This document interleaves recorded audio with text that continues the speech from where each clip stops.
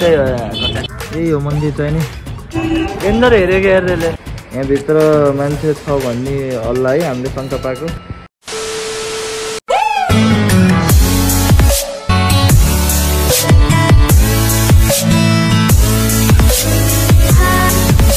Everyone आज चाहिँ नि हाम्रो डे 2 बाबु मस्त सुत्दैछ। बिहान 5 बजे उठेर उहाँको हामी मन्दिर जानलाई रेडी भइसक्यौँ। अब मन्दिर जाँदाखेरि के हुन्छ हजुरले यो भिडियोमा देखिहाल्नुहुन्छ। मेरो बुढी एक्सर्साइज गर्दै अहिले जता जाँदाखेरि नि यस्तै हुन्छ है, सामान जता जता हेरेर फालो फालो हुन्छ। अब हामी गोरखनाथ मन्दिर जान लागेको घुम्न। बुढी दिदी भान्जा मम्मी आउँदैछ 1 घन्टा अगाडि 2 घन्टा भएर रेडी हुन लाग्यो सबै। Hello WhatsApp.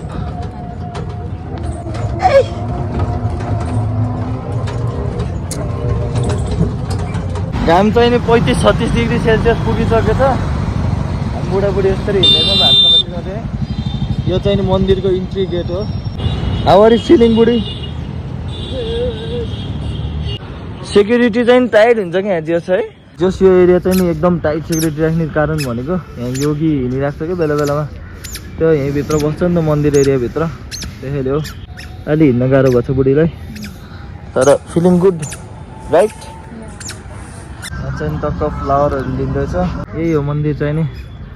त्यहाँभित्र हेर त देखे त बुढी ऊ त्यो टल्केको गोल्डन, त्यही हो भगवान्।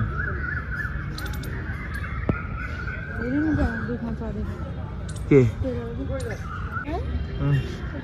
that is sunflower but I own the garden.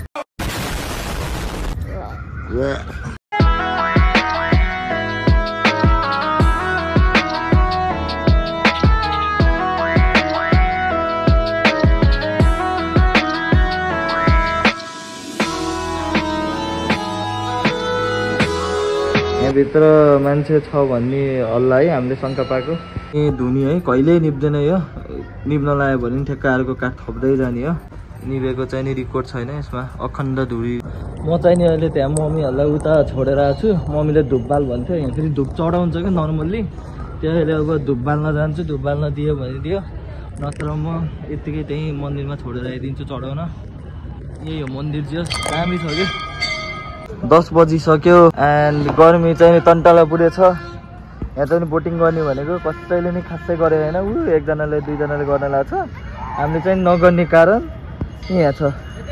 हामी चाहिँ नि यहाँ खाना खान बसेको थियौँ। टक्क दिलले खाएर भइसक्यो, बुढीले नि खाएर भइसक्यो, मैले पनि खाएर भइसकेँ। भान्जालाई त उहाँ सुताइदिएछ बिचरा। अब हामी खानासाना खाएर घरतिर चल्ती खान लाग्यो। त्यही हो कचाकुचुक।